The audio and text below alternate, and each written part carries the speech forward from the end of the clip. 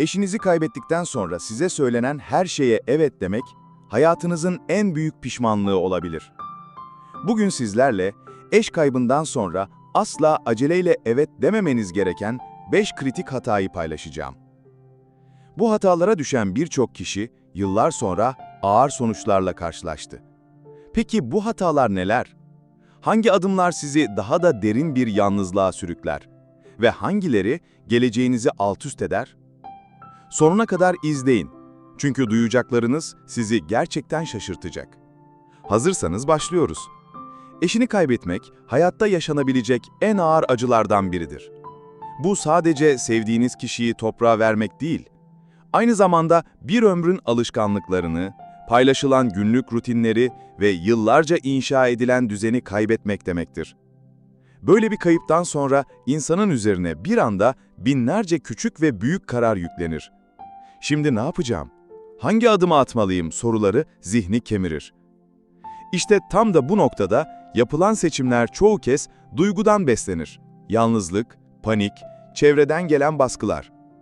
Ve maalesef bu duyguların yönlendirdiği kararlar ileride pişmanlık, maddi kayıp ya da daha derin bir yalnızlığa dönüşebilir.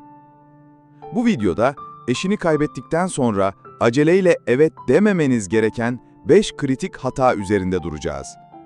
Eğer bu tuzakları önceden bilirseniz, hem ruhen hem de maddi olarak kendinizi koruyabilir, hem de bu zorlu süreci daha sağlıklı, daha onurlu ve daha güvenli atlatabilirsiniz. 1. Büyük maddi kararları aceleyle vermek. Eşini kaybeden insanların yaptığı en yaygın hatalardan biri, büyük maddi kararları hemen almak istemesidir. İstanbul'da, Ankara'da ya da Anadolu'nun küçük bir kasabasında fark etmez. Bu duygu evrenseldir. Çünkü yas içindeki kişi hayatı kontrol altına alabilmek için hemen bir şey yapmam gerek düşüncesine kapılır. Evini satmak, başka bir şehre taşınmak, mirası paylaştırmak ya da büyük yatırımlar yapmak bu dönemde sıkça görülen adımlardır. Ama unutmayın, acı insanın muhakemesini bulanıklaştırır. Gözyaşlarının ardından alınan kararlar çoğu kez kalıcı pişmanlıklara dönüşür. Mesela Bursa'da yaşayan 74 yaşındaki Esma Hanım'ın hikayesi ders niteliğindedir.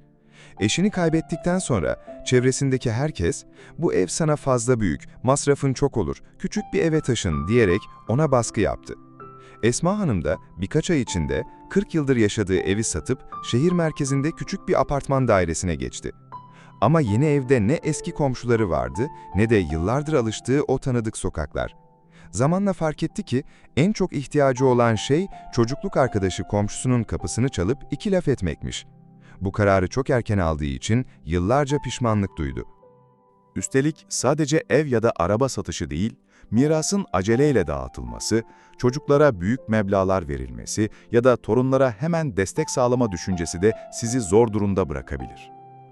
Bugün mantıklı görünen bir karar, yarın telafisi imkansız bir pişmanlığa dönüşebilir. Bir de bu dönemde ortaya çıkan fırsatçılar var. Ne yazık ki bazı kişiler dul kalmış insanları kolay hedef olarak görür. "Hemen imzala, bu yatırım kaçmaz." diyen sahte yatırımcılar, aceleyle kredi çektirmeye çalışan kişiler ya da iyi niyetli görünen ama bilgisiz tanıdıklar. Hepsi acınızı ve kırılganlığınızı kendi çıkarına çevirmek ister. Uzmanların önerdiği basit ama çok değerli bir yöntem var. 1 yıl kuralı. Yani eş kaybından sonraki ilk yıl boyunca büyük finansal adımlardan mümkün olduğunca uzak durun. Çünkü bu dönem risk almak değil, dengeyi yeniden kurmak dönemidir.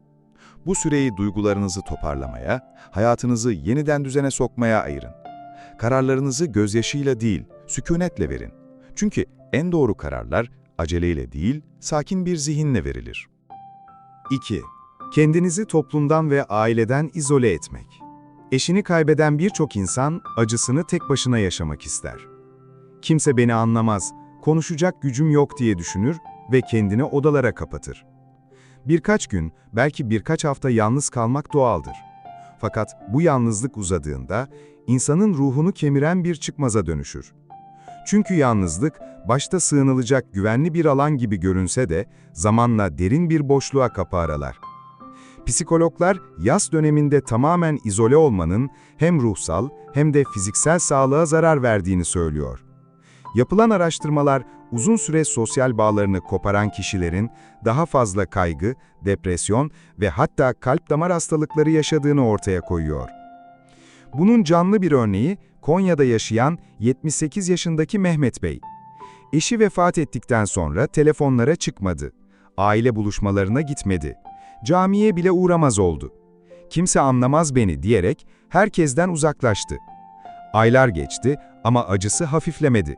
Aksine günleri birbirine karıştı, iştahını kaybetti, geceleri uyuyamaz hale geldi. Bir gün komşusu kapısını çalıp "Gel bir çay içelim" deyince hayatında ilk kez bir pencere aralandı. Önce istemese de gitti. O küçük sohbet sonra haftalık bir alışkanlığa dönüştü. Her adımda fark etti ki yanında birinin olması acıyı tamamen bitirmese de taşımasını çok daha kolaylaştırıyordu. Buradaki sır şu: kendinizi büyük kalabalıklara zorlamak zorunda değilsiniz. Ama küçük adımlar atabilirsiniz. Bir arkadaşla kısa bir yürüyüş, torunlarla telefonda kısa bir sohbet ya da bir destek grubuna katılmak bile ruhu besler. Sessizce dinlemek bile yeterlidir. Çünkü bazen sözlerden çok, yanınızda birinin varlığı iyileştiricidir. Bir diğer hataysa, sizi gerçekten seven insanları dışlamak. Yas, insana öfke, sabırsızlık ve tahammülsüzlük getirebilir. Bu yüzden aileden gelen samimi yardımları geri çevirmek kolaydır. Ama unutmayın, onlar kusursuz cümleler kuramayabilir. Ama size uzattıkları el, çoğu zaman en gerçek desteği taşır. Kapınızı araladığınızda sadece yükünüz hafiflemez, sevdiğinizin hatırası da paylaşıldıkça daha canlı kalır. Türkiye'de, özellikle büyük şehirlerde, belediyeler, bazı üniversiteler ve dernekler, benzer acıları yaşamış insanları bir araya getiren destek buluşmaları düzenliyor. Bazen yüz yüze, bazen de online platformlarda yapılan bu paylaşımlar, "Ben yalnız değilim" duygusunu hissettiriyor. Çünkü aynı yarayı taşımış insanlarla konuşmak, acıyı unutturmasa da dayanmayı kolaylaştırıyor. Unutmayın, yas kişiseldir. Herkes farklı yaşar. Ama kendinizi tamamen kapatmak sadece iyileşme yolunu uzatır. Küçük adımlarla hayata yeniden temas ettikçe, içinizde yeniden yeşeren bir dayanma gücü bulacaksınız. Eğer buraya kadar izliyorsanız, yorumlara 2 yazın ki burada olduğunuzu bileyim. Henüz abone olmadıysanız, abone olmayı ve bildirimleri açmayı unutmayın. Böylece bundan sonraki faydalı videoları da kaçırmazsınız. 3. Kendi sağlığınızı ve iyiliğinizi ihmal etmek. Eşini kaybeden birçok insan o kadar derin bir boşluğa düşer ki kendini unutmaya başlar. "Benim sağlığımın artık ne önemi var?" der, öğün atlar, doktora gitmez, ilaçlarını ihmal eder. Hatta bazıları kendine bakmanın eşine ihanet gibi olacağını düşünür. Ama gerçek şu ki, sağlığınızı ihmal etmek hem bu zor dönemi daha ağır yaşamanıza yol açar, hem de gelecekte sizi daha savunmasız bırakır. Bilimsel araştırmalar, eşini kaybeden kişilerde kalp rahatsızlıklarının, uyku bozukluklarının ve bağışıklık sistemi zayıflığının arttığını gösteriyor. Acının yükü sadece ruhu değil, bedeni de yıpratıyor. Bu yüzden yas döneminde en önemli adımlardan biri, küçük de olsa kendi bedeninize özen göstermektir. Eskişehir'de yaşayan 81 yaşındaki Adnan Bey'in yaşadıkları bunun çarpıcı bir örneği. Eşi vefat ettikten sonra yemek yapmanın anlamı kalmadı diyerek çoğu gün sadece çay ve ekmekle idare etti. Birkaç ay içinde hem kilosu düştü hem de enerjisi tükendi. Kızı fark edince babasına küçük ama pratik tarifler hazırladı. Bir tabak sebze, biraz yoğurt, bir kase çorba. Adnan Bey yeniden düzenli beslenmeye başlayınca hem uyku düzeni toparlandı hem de ruhen kendini biraz daha güçlü hissetmeye başladı. Beslenme kadar hareket de önemlidir. Pek çok kişi eşine hatırlatan yolları, birlikte oturulan park banklarını görmekten kaçındığı için dışarı çıkmak istemez. Oysa her gün kısa da olsa yapılan yürüyüş sadece bedene değil, zihne de nefes aldırır. Mahalledeki yürüyüş gruplarına katılmak ya da tek başına adım atmak bile hem sağlığınızı korur hem de yeniden hayata temas etmenizi sağlar. Bir diğer kritik nokta, rutin doktor kontrollerini aksatmamak. Ne yazık ki pek çok dul kalmış insan, "Şimdi sırası değil" diyerek yıllık muayenelerini erteler. Oysa tam da bu dönemde sağlık kontrolleri daha da hayati hale gelir. Çünkü yasın yarattığı stres, var olan rahatsızlıkları tetikleyebilir, fark edilmeyen sorunları büyütebilir. Ve elbette ruh sağlığı, kaygı, depresyon, umutsuzluk bu süreçte kapıyı çalmaya çok yatkındır. Bir uzmandan destek istemek, bir yaz grubuna katılmak ya da güvenilen bir dosta içinizi açmak yükü paylaşarak hafifletir. Unutmayın, yardım istemek zayıflık değil, ayağa kalkma cesaretidir. Şunu kendinize sorun. Eşiniz hayattayken sizi nasıl görmek isterdi? Bitkin, kendi sağlığını hiçe sayan biri mi? Yoksa ayakta durmaya çalışan, yaşama tutunan biri mi? Kendinize bakmak, kaybınızı unutmak değil, onun hatırasını gururla taşırken kendi yaşamınıza da anlam katmaktır. 4. Yeni bir ilişkiye aceleyle başlamak. Eş kaybının ardından yaşanan en ağır duygulardan biri yalnızlıktır. Yıllar boyu aynı sofrada oturduğunuz, aynı yolda yürüdüğünüz eşinizin yokluğu, insanın içini tarifsiz bir boşluğa sürükler. Bu yalnızlıktan kaçmak için bazı insanlar çok kısa sürede yeni bir ilişkiye yönelir.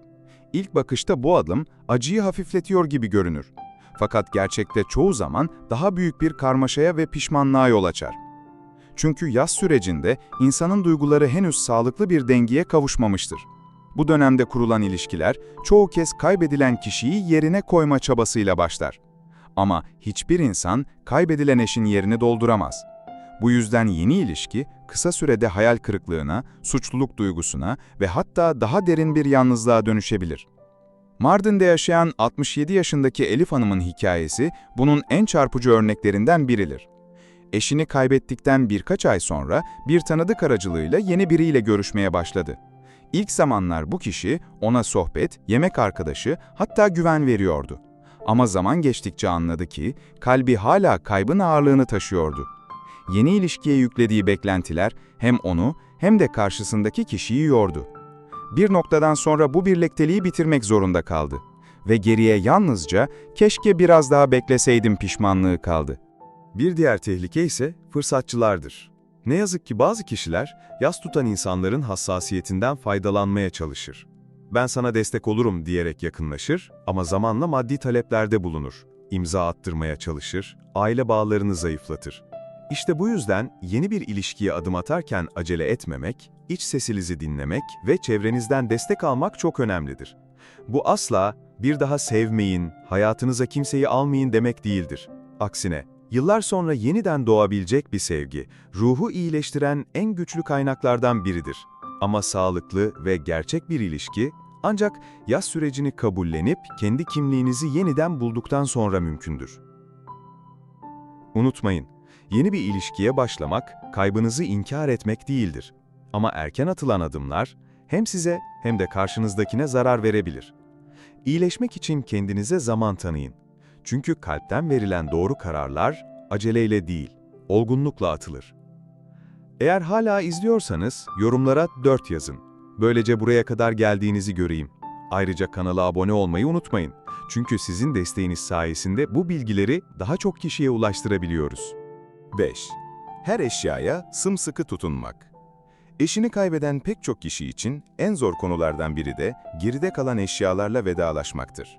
Dolaptaki kıyafetler, kapının yanındaki ayakkabılar, birlikte kullanılan kahve fincanı. Her biri sanki eşinizi biraz daha yanınızda tutuyormuş hissi verir. Bu yüzden çoğu kişi yıllarca hiçbir şeye dokunmaz.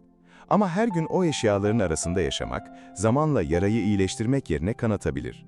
Tabii ki her şeyi hemen kaldırmak zorunda değilsiniz.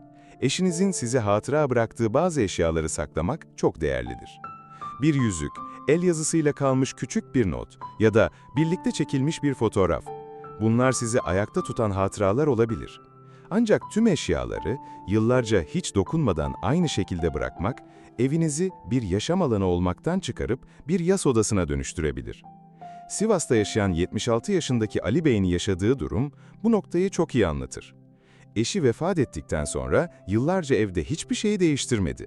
Dolaptaki elbiseler, mutfaktaki tabaklar, hatta salondaki boş sandalye bile aynı kaldı. Başlangıçta bu ona eşini unutmamış gibi bir teselli verdi. Ama zaman geçtikçe fark etti ki her gün bu manzarayla yaşamak onu hep aynı acının içinde tutuyordu. yavaş yavaş bazı eşyaları bağışlamaya, birkaçını çocuklarına vermeye başladı ve sadece en değerli birkaç hatırayı yanına alarak hem hafifledi hem de içsel bir huzur buldu.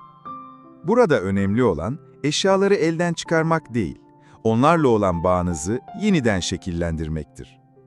Mesela bir gömlekten hatıra yastığı yaptırabilir, eşinizin mektuplarını özel bir kutuda saklayabilir ya da torunlarınıza küçük bir anı bırakabilirsiniz. Böylece o eşyalar sizi acıya hapsetmek yerine sevgiyle anmaya hizmet eder.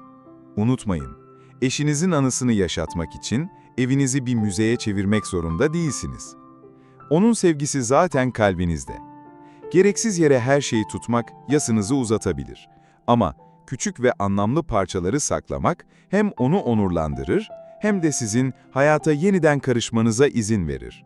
Eş kaybı, insanın hayatını kökten değiştiren en ağır sınavlardan biridir. Böylesi bir dönemde alacağınız her karar, sizi ya daha da ağırlaştırır ya da iyileşme yolunda güçlendirir. İşte bu yüzden büyük maddi kararları aceleye getirmeyin. Kendinizi toplumdan izole etmeyin. Sağlığınızı ihmal etmeyin. Yeni bir ilişkiye hemen atılmayın ve eşyaları sonsuza kadar olduğu gibi bırakmayın. Bu 5 hatadan uzak durmak, hem kalbinizi hem geleceğinizi korumanın en sağlam yoludur. Çünkü unutmayın, iyileşmek unutmaktan değil, sevdiğinizin hatırasını yaşatırken kendi yaşamınıza da yeniden değer katmaktan geçer. Peki sizce bu 5 öneriden hangisi en önemliydi? Yorumlarda düşüncelerinizi paylaşın. Çünkü sizin fikirleriniz bizim için çok değerli. Eğer bu videoyu faydalı bulduysanız, lütfen beğenmeyi, abone olmayı ve sevdiklerinizle paylaşmayı unutmayın. Destekleriniz bizim daha çok insana ışık olmamıza yardımcı oluyor.